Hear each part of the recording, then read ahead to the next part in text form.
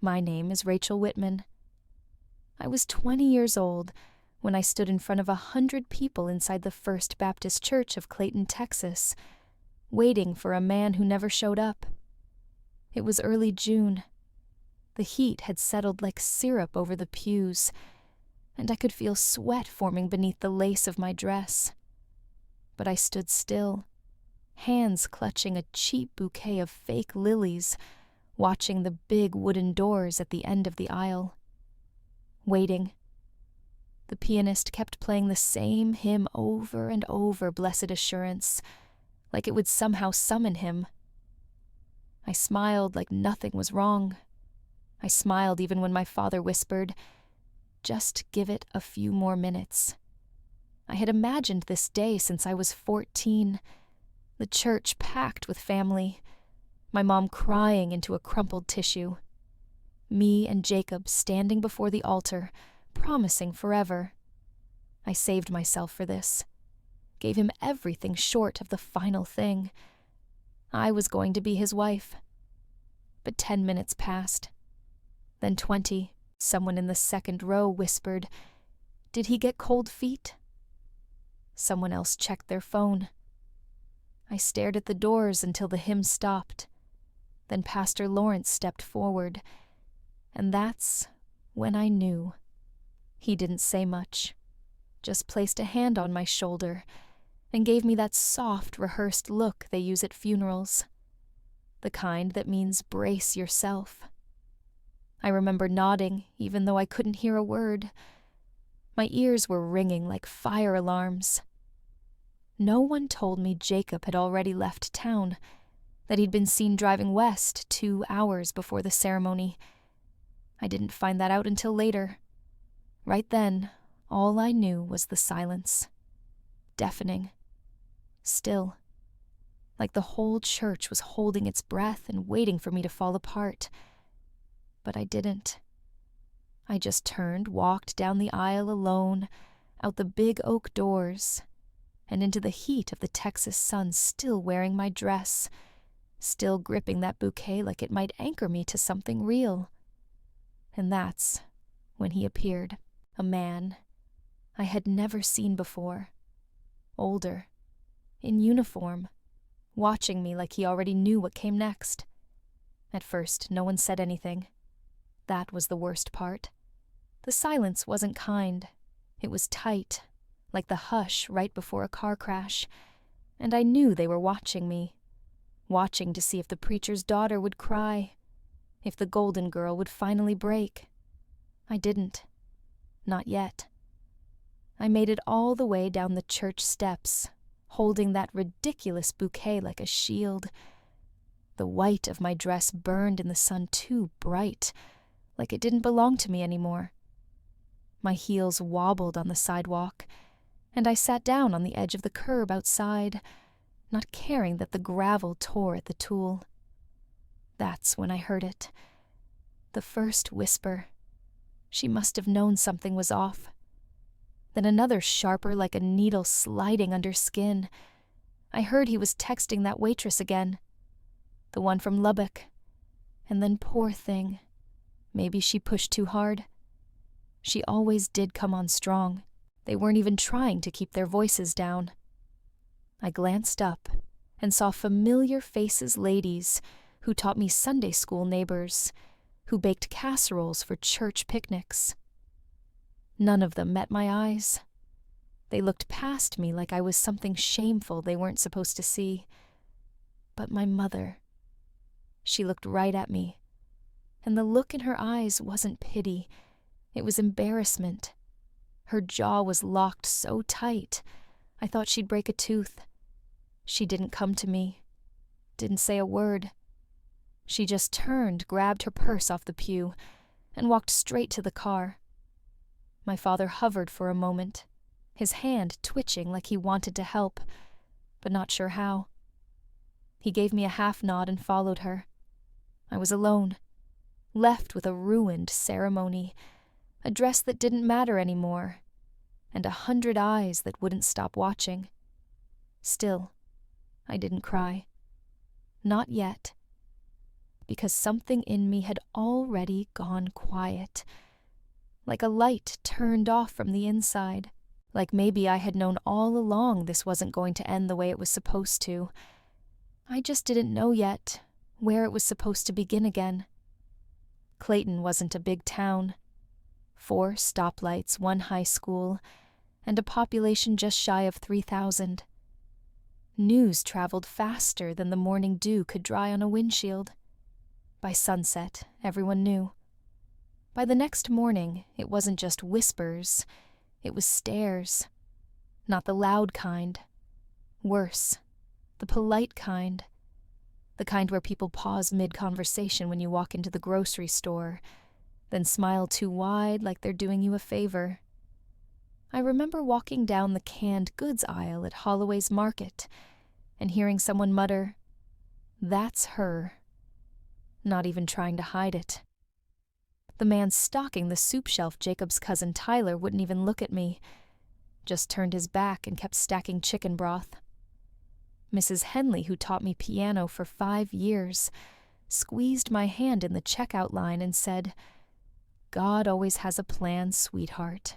I smiled, because that's what good girls do in Clayton. But inside, I felt this hollowing, like someone had carved out the part of me that used to believe I was worth something and left just enough behind to keep walking upright. They didn't see me as Rachel anymore. I was the girl who got left, the virgin in white who wasn't enough. At church the next Sunday, no one sat next to me. I took the back pew, alone. My mother pretended not to see me. My father shook hands with the deacons like nothing happened. And Pastor Lawrence gave a sermon about grace, but never once looked my way. That was the moment it really sank in. Not when Jacob didn't show. Not when I walked out of the church alone. But right then, sitting in a pew, while the town pretended I didn't exist. They didn't need to say anything. Because when a whole town decides you're broken, you start to believe maybe they're right. The parking lot behind the church was nearly empty when I walked out.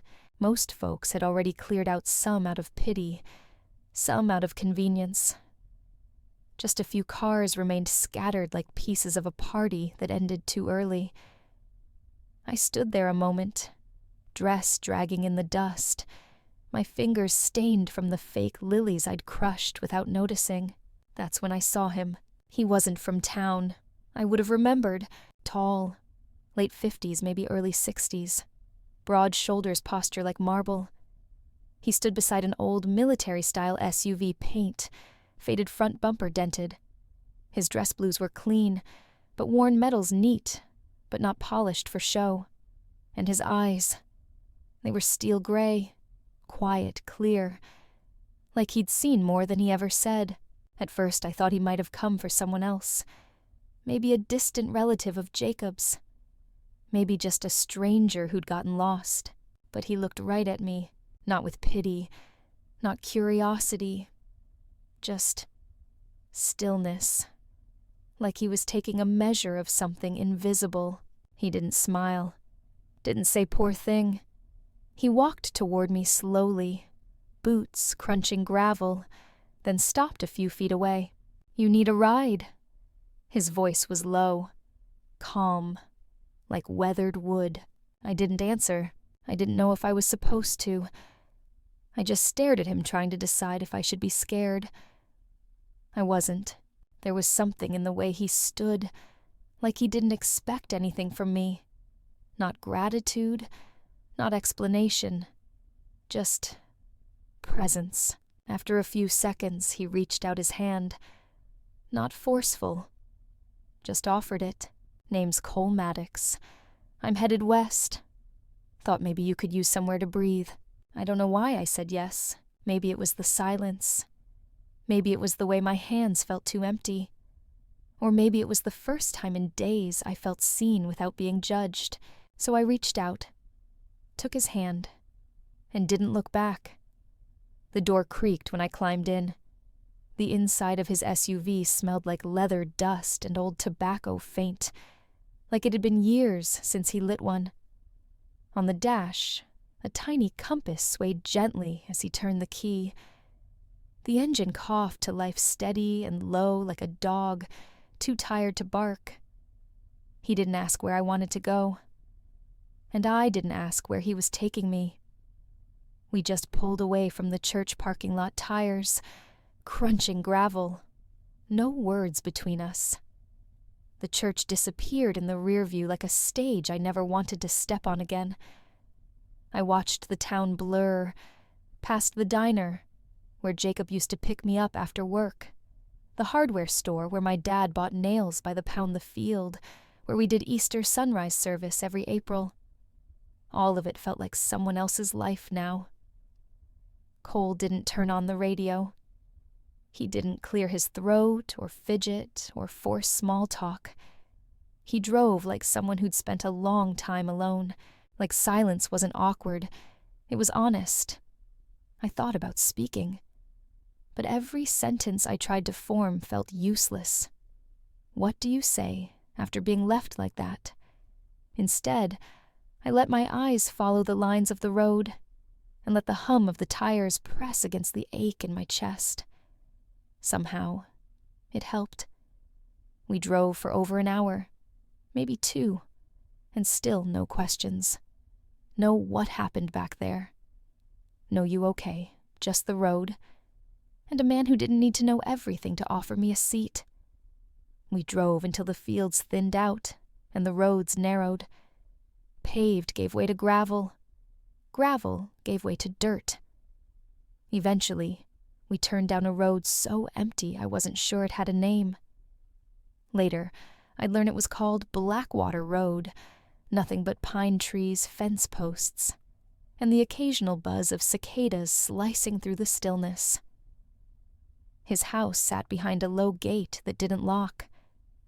A plain one-story ranch-style white siding, faded to cream shutters flaking at the edges. There was a flagpole out front, no flag, just rope loose and whispering against metal in the wind. I don't know what I expected, but somehow it fit. He parked beside a rusted-out pickup with one mirror missing, killed the engine, and got out. I followed my dress snagging once on a thorn bush near the steps. He held the screen door open without a word. Inside smelled like cedar old books and brewed coffee. The living room was neat, everything in its place, but worn. A leather recliner by the window. A faded rug that had probably seen 3 dogs come and go. No TV. No photographs on the walls. Just a bookshelf packed with war memoirs and repair manuals, and a wooden clock that ticked slow like it wasn't in any hurry. He pointed to the couch. "You can rest here tonight. Sheets are clean. Bathroom's down the hall." I nodded. There was a gentleness to the way he said it, not soft, but practiced, like he'd spoken those same words before, maybe to someone else who needed a place to land. I sat down, and the cushion gave a quiet sigh beneath me. He disappeared into the kitchen and came back with a glass of water, which he placed on the coffee table beside a coaster. Then he walked down the hallway and shut the door behind him. No questions, no instructions, no conditions. Just a stranger with a quiet house who'd left the porch light on.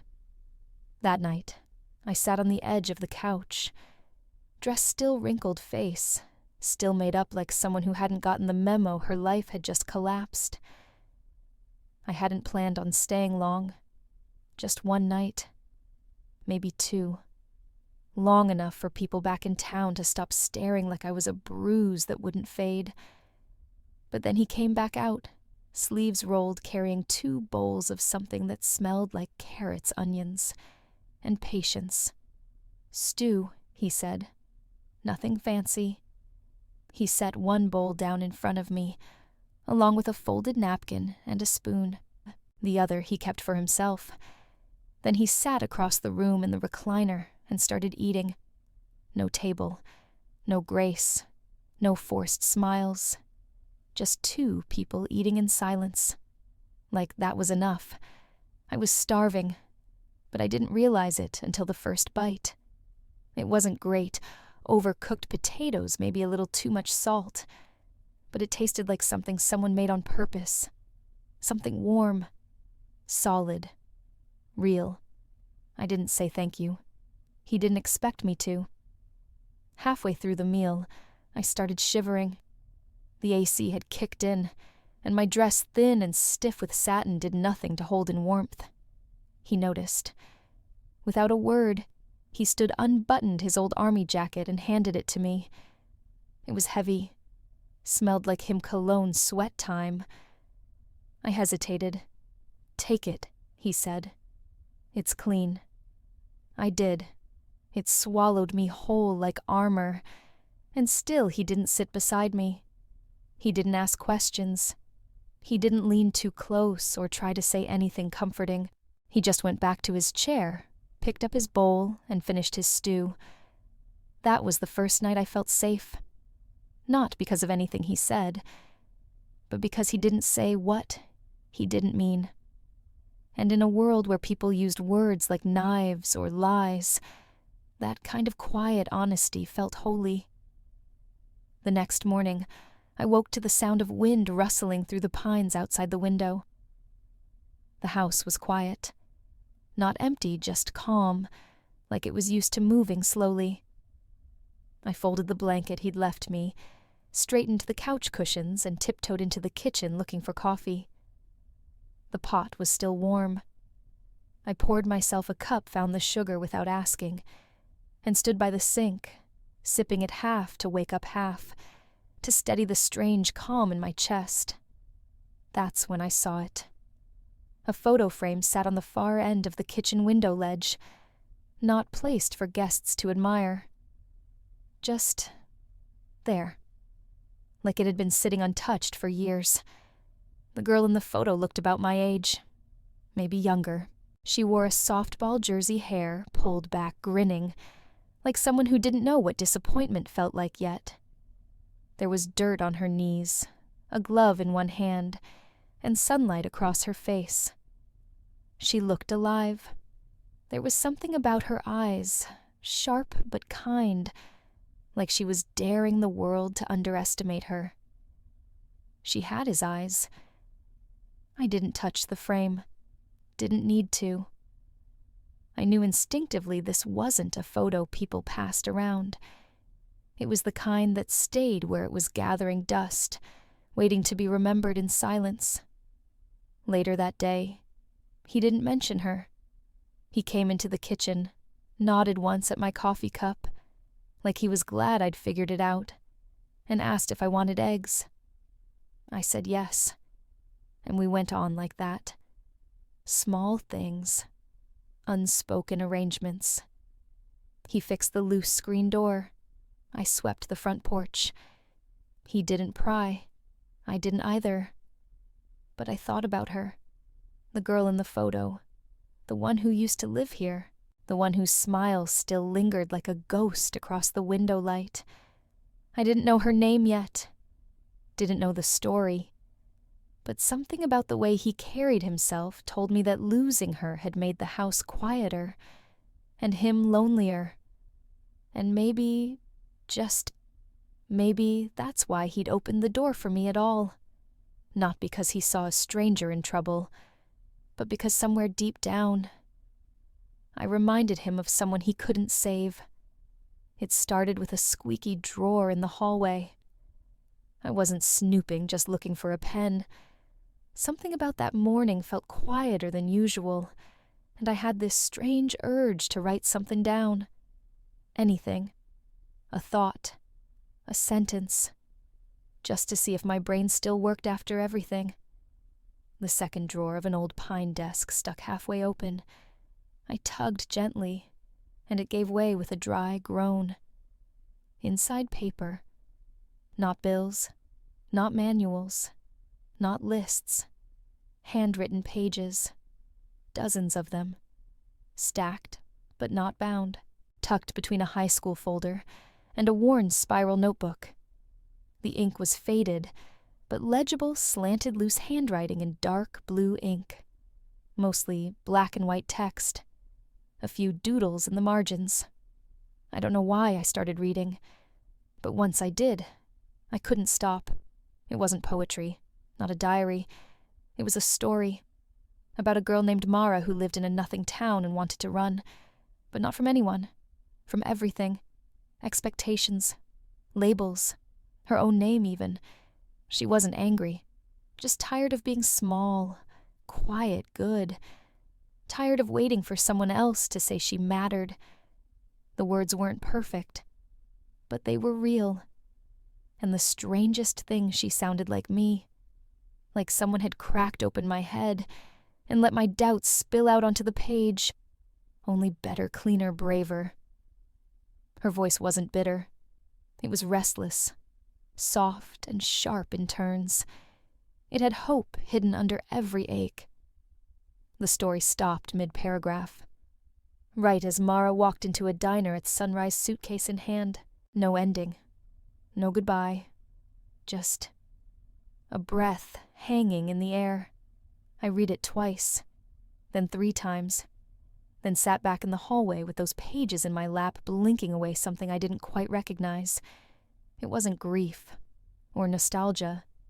It was more like recognition. I didn't know her name, but somehow I knew her.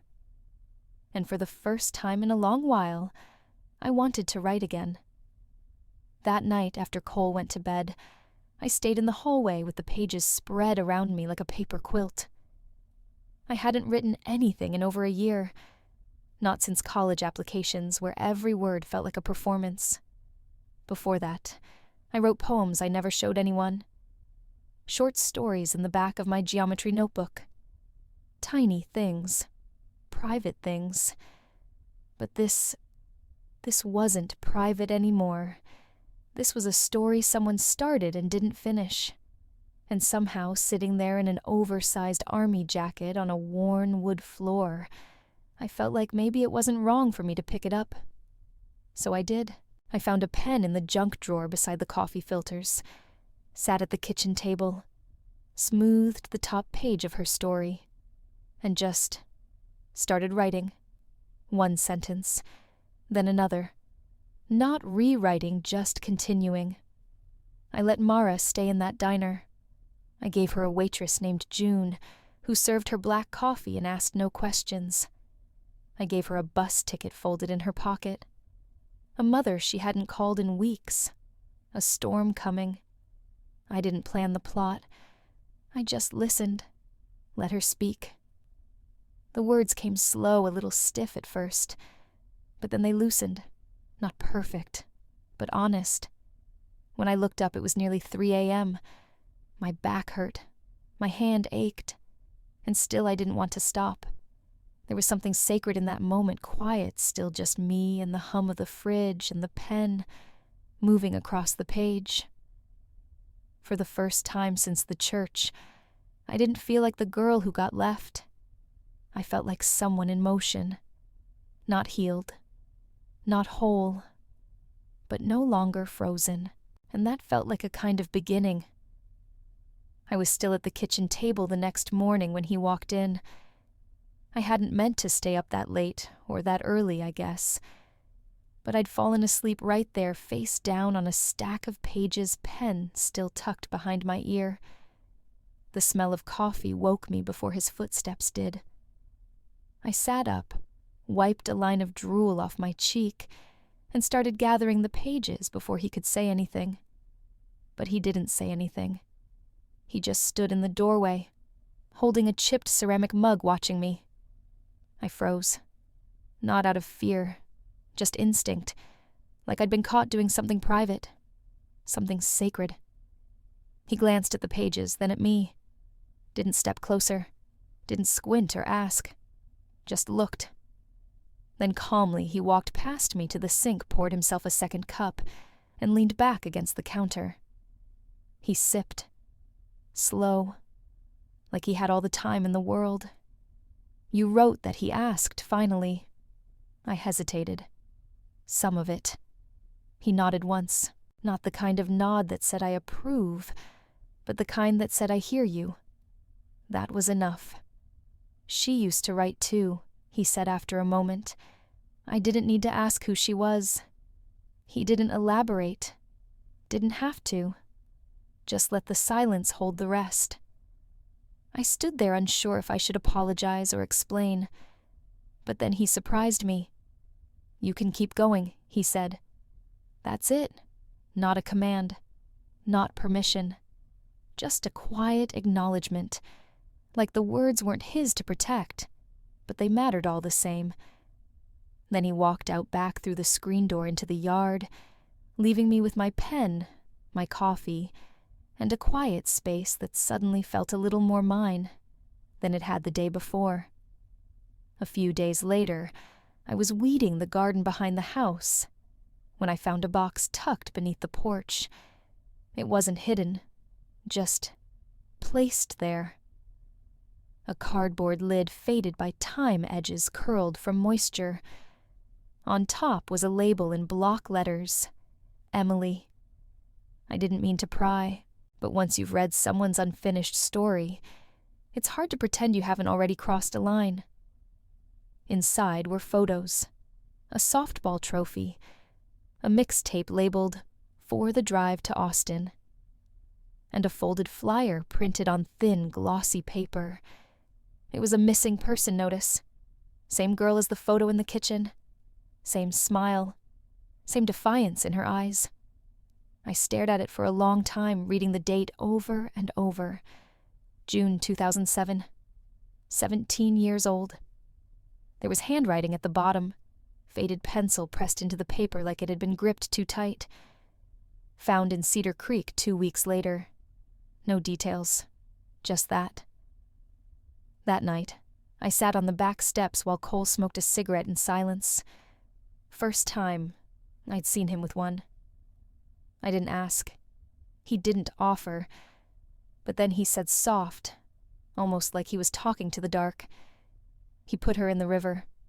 My breath caught. He said it was an accident, he continued. Said they fought, she slipped. Cops believed him. I didn't. He crushed the cigarette into a mason jar and stared out at the woods. She was supposed to go to college that fall. Had a full ride. First in the family. I nodded because my voice had left me. She liked to write, he added. Said it helped her stay sharp, stay sane. We sat there until the bugs came out, until the night swallowed the house. And I realized in that quiet, this man wasn't offering me shelter because I reminded him of someone who lived. He offered it because I reminded him of someone he lost. We never talked about how long I'd stay. There was no agreement, no plan.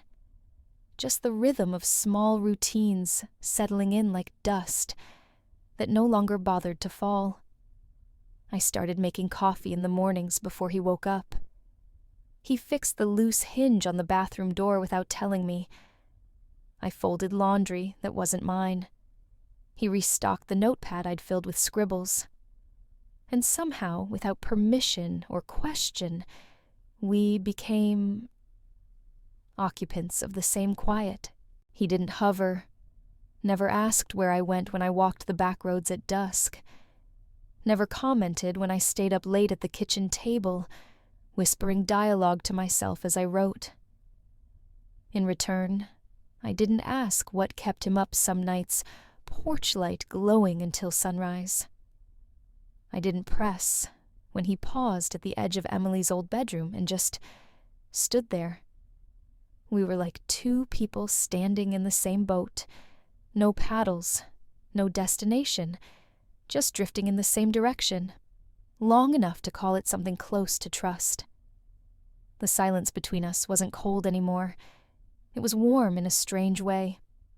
Not comforting exactly, but honest. Nothing was performed. We didn't pretend to be family. Didn't play house. Some mornings we didn't speak at all. Just the sound of eggs sizzling radio static low the scrape of toast on a plate. And still, somehow it meant more than all the empty how are yous. I used to answer back home. One afternoon, I found a pack of pens on the kitchen counter. New, black ink, fine point, my favorite. He never said he bought them. I never said thank you. But that night, I wrote 10 pages in one sitting, because for the first time in a long time, it felt like someone wanted me to keep going. The garden had been ignored for years. The soil was dry, cracked like old leather, and most of the raised beds were choked with weeds. But one Saturday morning, I found a shovel leaning against the porch and a pack of seeds on the steps. No note, just an unspoken offer. I started digging. He joined me around noon, didn't say a word, just brought out a wheelbarrow and gloves. Together, we turned the earth. He pulled out rusted nails from the old trellis, while I untangled mint gone wild.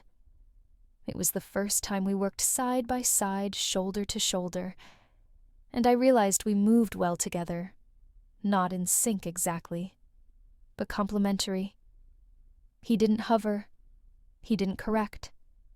When I got blisters, he handed me duct tape for my palms, not a lecture. When I picked cherry tomatoes too early, he just showed me what ripe looked like, held one up to the light, turned it gently in his hand and said, "Wait till they fall into your fingers." That night, we ate sandwiches on the porch and watched 2 crows fight over a fence post. He offered me half of his pickle. I gave him the better half of my bread. We started fixing more than plants. He replaced the broken screen in the kitchen window. I reorganized the pantry so the flour didn't fall on your head when you opened it. He sanded the porch railing. I patched a tear in the hallway curtain with an old shirt sleeve. Little things. No declarations. No roles. Just 2 people quietly rebuilding a place, and maybe something inside themselves without naming it. There was a moment late one afternoon when he stepped back from hammering a loose step and said, "Looks better." I don't think he was talking about the house, and I didn't ask. It happened at the feed store of all places. I was picking up chicken wire for a fence we were building behind the garden. Cole had given me cash a list, and that quiet kind of trust that comes when someone stops treating you like you'll break. I didn't expect to see Jacob there, not in his old ball cap, not with that same lazy smile, like nothing had ever cracked between us. "Rachel," he said, like it was still his to say.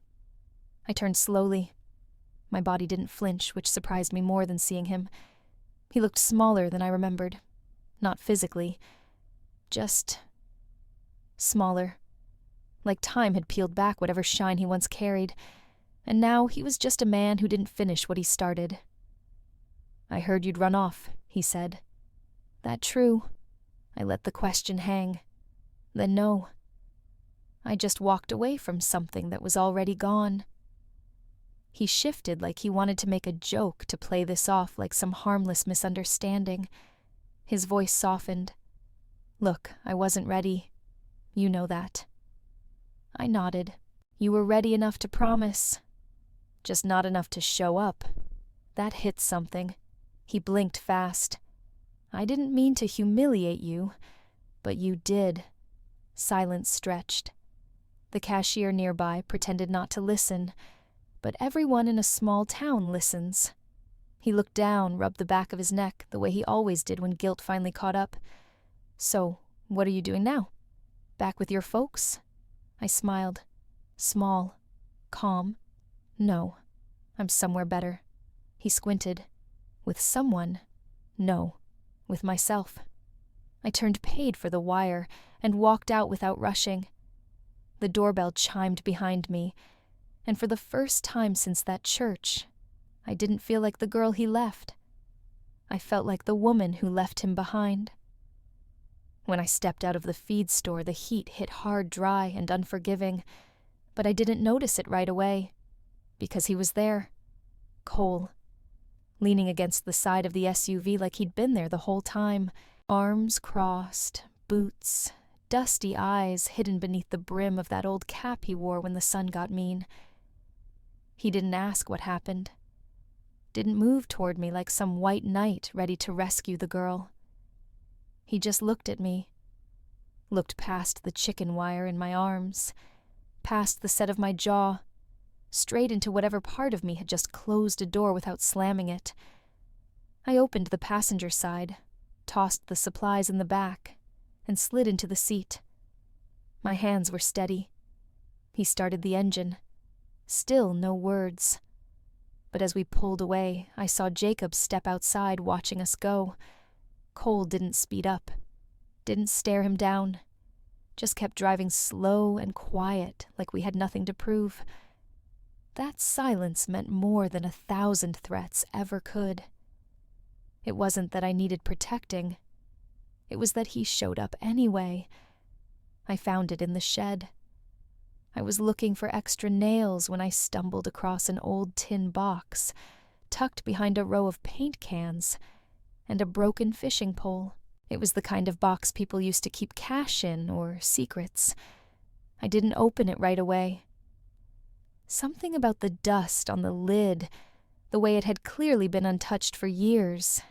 It felt like I needed permission. But when I lifted the lid, all it held was a folded sheet of paper creased soft from being handled too many times. The date in the corner, July 12th, 2008, a month after she died. Emily, I didn't stop it. I should have. I saw the signs and I froze. I thought giving you space was respect, not abandonment. But I was wrong. You deserved a father who knocked on your door, who dragged you out if he had to, who chose your life over your pride. I would trade everything for one more morning to tell you that. Dad, that was all. No signature, no flourish. Just regret pressed into paper and sealed in a box that hadn't moved since the day it was written. I folded it back the way I found it. Didn't tell him I'd read it, but that night I left the shed door cracked open, just enough for air to get in. The letter came on a Thursday. I almost tossed it out, thinking it was just another local credit union ad. But then I saw my name, Rachel Ann Whitman, typed in neat serif font, centered on the front. No return address I recognized. Inside was a single sheet. Embossed seal. No frills. Dear Ms. Whitman, we are pleased to inform you that you've been selected to receive the Spring Ridge Creative Arts Fellowship for Emerging Female Voices. Full tuition room and board, and a modest stipend will be provided. My hands froze. I hadn't applied. I hadn't written an essay, filled out a form, sent in a transcript. I hadn't even known the program existed. I read the letter again twice, just to make sure it wasn't a mistake. It wasn't. Tucked behind it was a short note from the committee chair. Your submission, Mara, in the diner, was deeply moving.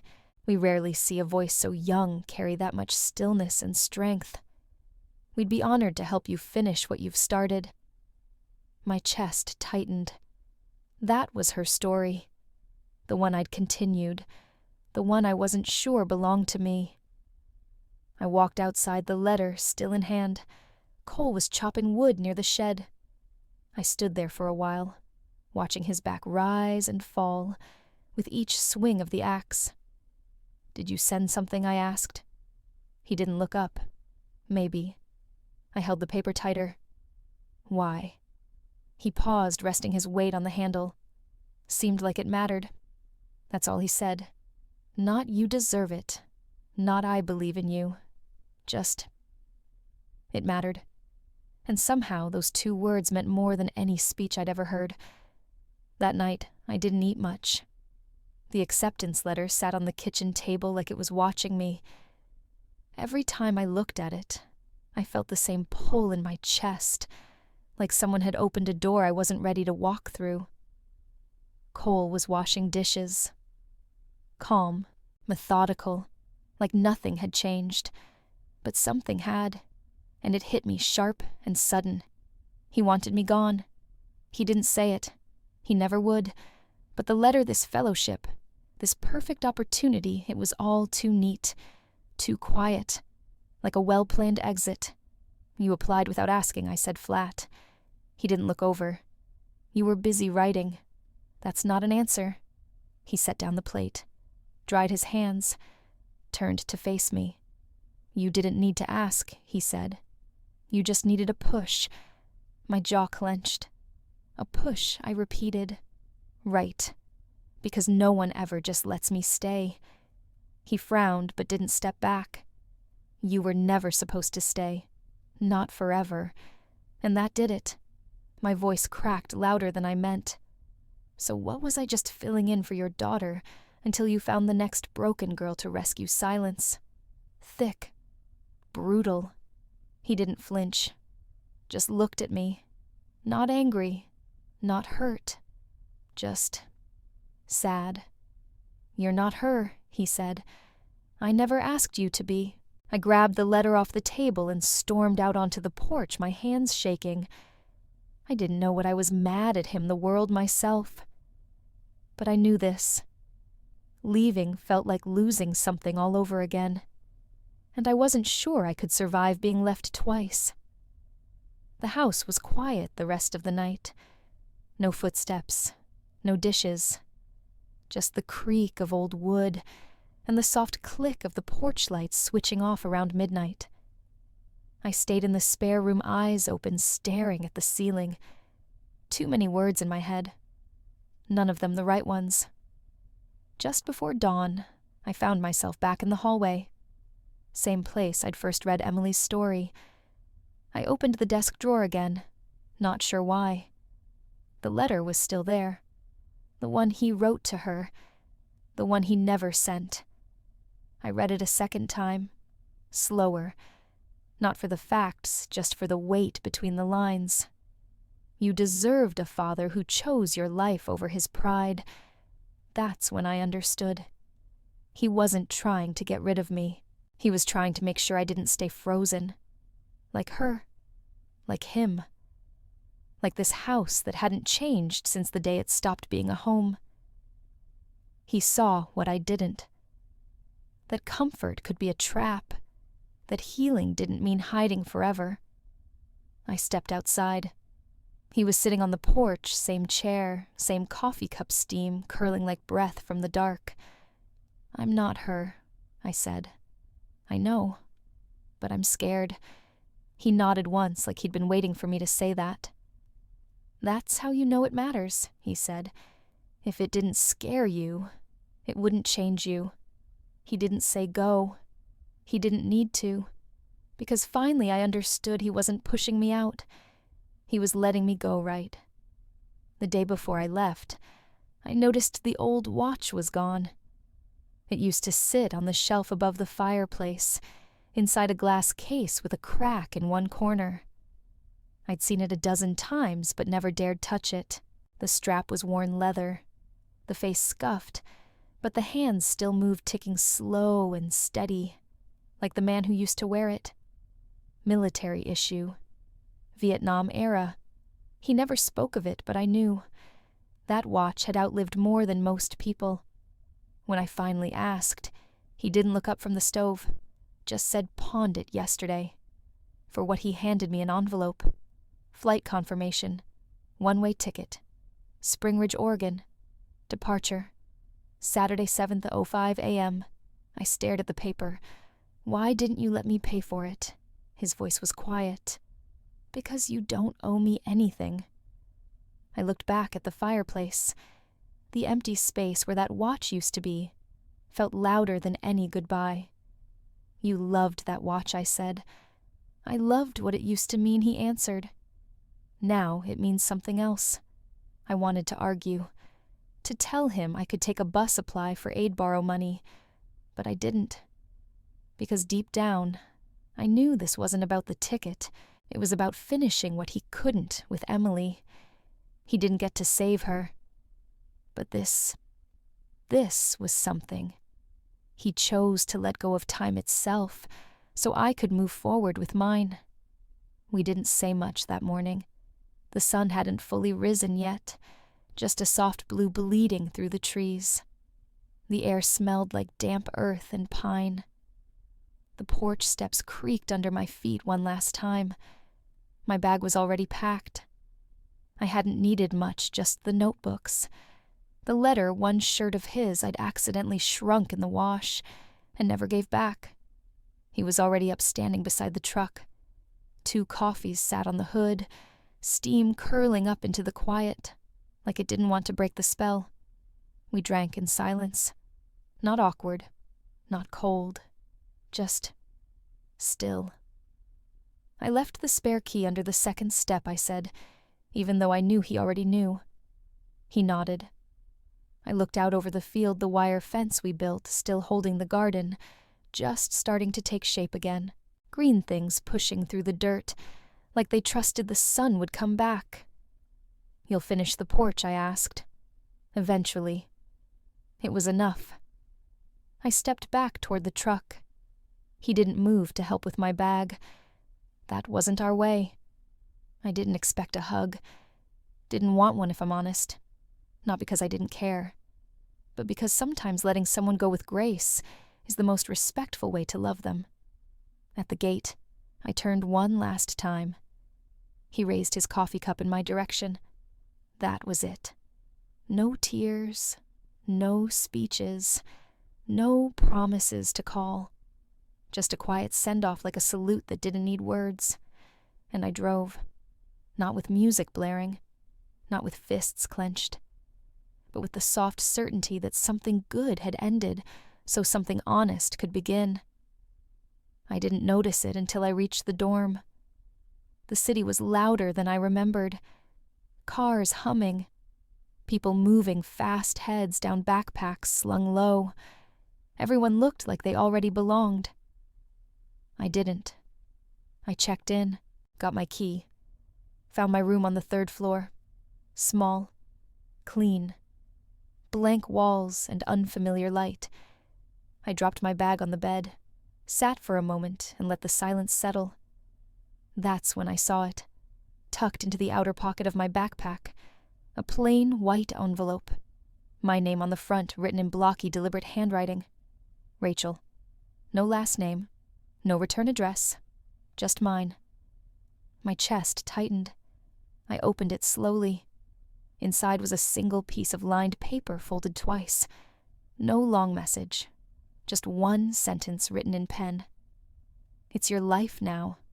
Don't wait for permission to live it." Underneath, taped to the page, was a pressed wildflower. Yellow, fragile, from the side of the road maybe, or the edge of the garden. Something simple, something alive. I sat there for a long time holding the letter, like it might crumble if I breathed too hard. No signature, no instructions, just that one sentence. And somehow, it said more than goodbye ever could. I didn't cry.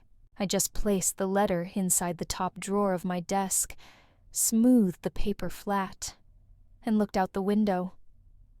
Somewhere miles away, there was a man who had lost everything, and still chose to give me something.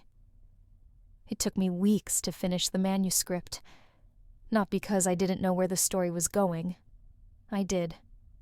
Mara got on the bus. She went west. She didn't fall in love, at least not right away, but she started building something real. A life made of coffee spoons and bookstore shifts, and tiny triumphs she didn't owe anyone. The hard part wasn't writing it. The hard part was letting it go. One cold evening, long after classes ended, I sat in the corner of the campus library, the story open on my laptop. Final edits done. Footnotes clean. Submission portal blinking in the browser tab. I stared at the author name field for a long time. Rachel Ann Whitman didn't feel right.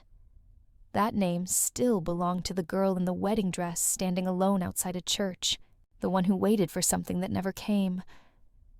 But I didn't want to hide either. so I chose a name that meant something. E.M. Ashland.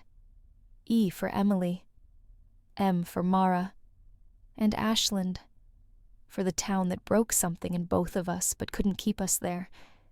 It wasn't just a tribute. It was a promise that our stories wouldn't end in silence. I typed it in, pressed submit, and just like that, it was out of my hands. The wind howled outside as I closed my laptop. I imagined Cole back at the house, maybe reading the paper or watching the light shift across the field, unaware that something small but sacred had just happened miles away. I didn't need to tell him, because I had a feeling when he saw that name someday on a shelf in a bookstore in someone else's hands, he'd know exactly who it came from and who it belonged to. The story went live in a small online literary journal. No launch party, no press release, just a quiet published tag next to my name E.M. Ashland and a link I wasn't sure anyone would even click. I didn't tell anyone at school. Not yet. But I sent the link anyway. Just one person. No message. No subject line. Just the story. Sent from a campus computer around 2 a.m. My hands colder than they should have been. I didn't expect an answer. And for a few days, none came. Until Tuesday. Late afternoon. I was walking back from class, the kind where the professor says words like liminal and narrative integrity, like their weather forecasts when I checked my inbox on instinct. 1. Unread email. No subject line. From co.hardymail.net. My breath caught. I opened it. Just one sentence. I read it. That's all. No compliments. No commentary. No notes. But I knew what he meant. He'd seen it. He recognized her. He recognized me. And maybe more importantly, he'd stayed long enough to finish it this time. I stared at the screen until my coffee went cold, then I smiled slow and quiet, like something inside me had finally landed. I didn't reply. There was nothing more to say. The words had already done their job. They'd made it home. 2 years later, I came back. Not for a wedding. Not for closure. Just because I wanted to see for myself what had changed and what hadn't. The church was gone. Burned down in a freak lightning storm the previous spring. They said the steeple collapsed inward, like it was tired of standing after all those years of hosting promises no one kept. The lot was fenced off now, full of weeds and orange signs. No flowers. No memories. Just space. But the house on Blackwater Road was still there, and the porch light was on. Same soft yellow glow, like it had never been turned off. The screen door still squeaked when I pushed it open. The wood still gave slightly under my feet. I half expected dust silence, maybe a for sale sign out front. But instead, there was fresh paint on the railing, a new trellis for the tomatoes, a second chair on the porch. I stood there a while, hand on the doorknob, unsure if I should knock. Then the door opened before I could decide. He looked older. Not by much, but in the way people do when they've stopped expecting anyone to come back. Then he saw me and didn't say a word, just stepped aside like no time had passed at all. I walked in. The house smelled the same. Cedar, coffee, something solid. And for the first time in a long time, I exhaled. We didn't hug. We didn't cry. We just stood there, 2 people in the same room again, like the space between us hadn't stretched over 2 years, and 100 unsent messages. He walked to the kitchen, poured 2 cups of coffee, like it was any ordinary morning. I took mine without sugar, like always. He slid it across the counter and nodded at the table. Same chairs. Same crack in the tile by the fridge. I sat. He sat across from me. For a moment, neither of us spoke. Just the hum of the refrigerator and the clink of his spoon against the mug. It should have felt strange. It didn't. There's a kind of silence you earn when you grow into after everything loud has already been said or shouted or left behind. This was that kind. I looked around. The house had changed in small ways. A new lamp. Books I didn't recognize stacked neatly in the corner. A photo of the garden framed and hung near the hallway. But the air still held the same calm. He finally spoke voice low. The porch held through the winter. I smiled. I figured it would. Another pause. Comfortable now. I reached into my bag, pulled out a paperback. The cover was simple white, textured with the title in deep green letters. Mara and the Morning Bus by E.M. Ashland. I slid it across the table. He didn't pick it up. Just looked at it for a long time. Then at me. That look again. The one that never tried to say proud. Only I see you. That was enough. I took a sip of coffee. And for the first time in years, it felt like I had come home. Not because I stayed, but because I had finally left the right way. He didn't touch the book right away. It sat between us on the table, the cover catching soft light through the kitchen window. I watched him glance at it now and then, like it might slip away if he looked too hard. I pushed it closer. There's something inside. He hesitated, then opened the front cover. On the title page, beneath the printed author name, E.M. Ashland, was a short handwritten note. Just one sentence. Nothing fancy. No thank you, no for everything. No attempt to explain the unexplainable. Just, for the man who taught me that leaving isn't the same as being lost. He stared at it longer than I expected, not blinking, not breathing, just still. I didn't interrupt, didn't ask if he liked it, didn't ask if he understood, because I knew he did. Eventually he closed the book, slid his hand over the cover like he was trying to memorize the texture of it. Then he set it down with both hands, careful like it might break if handled wrong. He didn't say anything, but something in his shoulders shifted, just slightly, like he'd been holding onto a weight for years, and this little paperback, this quiet acknowledgement loosened it, even just a little. He stood, walked to the stove, and pulled out 2 bowls. Chilly, I think. The kind he always made when the weather turned. Then, with no ceremony, he nodded toward the chair across from him. Eat, I smiled. Yeah, I'll stay a while. No one said the word home. No one had to. Because some things don't need naming to be true. The next morning I walked into town.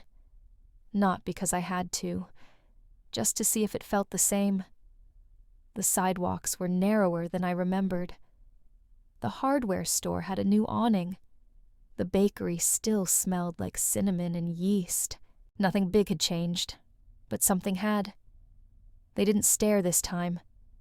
Or if they did, it wasn't with pity. It wasn't her, the one who got left. It was just her. A few nodded. One woman behind the counter at the gas station blinked twice before saying, "You're from the book, right?" I smiled. Sort of. She didn't ask for a photo. Didn't ask about the ending. Just rang up my coffee and said good story, like she meant it. No whispers behind me. No side eyes. No fake concern wrapped in sweet tea accents. I walked past the burned-out church lot. Just weeds now. A hint of stone foundation. No plaque. No flowers. And no ghosts left to haunt it. For the first time in years, I didn't feel like I owed that place a single piece of myself. I passed the post office, then the feed store. Saw Jacob getting into his truck. He looked at me, paused, but didn't wave. And this time, I didn't care. Not because I was above it, not because I'd won something, but because I was finally standing on my own side. And once that happens, no one else's version of you matters much. I never moved back for good. I still had classes, deadlines, a little apartment with thin walls and a neighbor who played jazz at odd hours. Life kept happening as it does. But I came back more often. Long weekends, winter breaks. One stretch that turned into 3 weeks, just because the air felt better out there. We never called it anything. He didn't ask if I was home. I didn't ask if I was welcome. It just became understood there was a chair on the porch, with my name not on it, but meant for me anyway. We didn't talk about marriage, or roles, or plans 5 years out. Some nights I'd cook. Some nights he did. Some mornings he'd bring coffee to the porch and just leave it by my chair without saying a word. And that was more than enough. We weren't building something traditional. There were no rings, no announcements, no shared last names, but there was presence. There was his quiet step in the hallway when I stayed up too late writing. There was my coat hanging next to his on the hook by the door. There was his grocery list with her tea scribbled in the corner. Not possession, just recognition. That I existed. And that it mattered I did. And after everything I'd lost, that was the kind of love I trusted most. The kind that stays, even when it doesn't need to say so out loud. The kettle whistled just after 6. I was already up barefoot on the porch, wrapped in one of his flannel shirts. The kind that still smelled faintly of cedar and tobacco, and something warm I never tried to name. The sky was pale, half blue, half promise. Birds were just starting. Dew clung to the grass like the world hadn't made up its mind yet. Inside he moved without noise. Mug, filter, water. His rhythm was always the same. No rush. No questions. He handed me my cup without looking like always. Just the right amount of milk. No sugar. He never forgot. We sat in silence for a while, side by side, steam rising between us. Later we walked down the gravel road behind the house, Boots crunching softly the dog from 2 houses down, following us like it always did. No leash. No need. We didn't talk much. Didn't have to. There was something sacred in the way our feet moved in time. I remember thinking this is it. Not everything I dreamed of. Not the grand finale. Just this. Warm coffee. Quiet company. A road that didn't ask where we were going. And for the first time in my life, I didn't want more. I just wanted again. The email came on a Thursday afternoon. Subject line, National Author Spotlight. Live interview invitation. They wanted to fly me to New York. Big studio. Wide audience. One of those polished segments where they dim the lights and ask about the process, about inspiration, about what it feels like to become a voice for your generation. I stared at the screen. I knew what I was supposed to feel. Pride, excitement, arrival. Instead, I looked out the window and watched Cole in the yard. He was on one knee coaxing a stray dog out from beneath the porch. Same patience. Same gentleness he never advertised, just practiced. His hands shook a little more these days. He'd lost weight. He didn't say anything about it, but I noticed. I always noticed. I closed the laptop. Later that evening I stirred soup, while he chopped herbs slower than usual. He didn't ask if I was going. I didn't say I wasn't. But I left the email unanswered, and the next morning I tossed the suitcase back into the closet. I wasn't staying because I was afraid, or because I couldn't make it out there. I was staying because this quiet, this man, this house, that once held ghosts had become the part of my life I didn't want to miss. There would be other interviews, other lights, other stages, but only one version of this porch, only one person who made coffee just the way I liked it, only one place where I had nothing to prove, and that I realized was more than enough. When he passed, it was quiet. No machines, no hospital lights. Just the late spring wind slipping through the screen door and the soft sound of the garden chimes outside. He'd gone in his sleep in the same chair where he always watched the sunrise.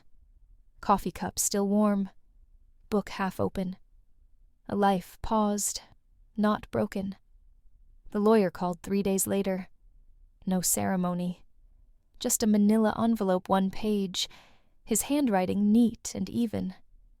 He left me the house, the garden, the truck, even though it barely ran, and a stack of notebooks I didn't know he'd been keeping stories I'd never read, ideas, half-formed characters that sounded like versions of us. At the bottom of the letter he'd written, "You already know what matters. I just wanted to give you space to keep it. No, I love you. No daughter. No titles." But it was enough, because in a world full of people who take and disappear, he gave and stayed. I never called him Dad. He never asked me to. But in every way that counted, we had already said everything. It's been 5 years now. The porch still creaks in the same spot. The garden still surprises me every spring with tomatoes that grow crooked and wild. The dog, well, he's mine now. Sleeps by the back door like he's always belonged here. People still write. Sometimes students, sometimes strangers. Sometimes young women who say the story helped them stay a little longer in their own skin. I never know how to answer. I just write back. Thank you for reading. Keep going. The world outside keeps spinning fast, faster than I care to keep up with. There are festivals, panels, TV producers I never respond to. Fame is loud. I prefer quiet. I still write. Sometimes in the morning, sometimes past midnight. Always at the same table near the window that looks out over the gravel road, and every night before I go to sleep, I turn on the porch light. Not because I'm waiting on someone, but because someone once left it on for me. And now, it's my turn. I still write. And under this old porch, the light stays on every night.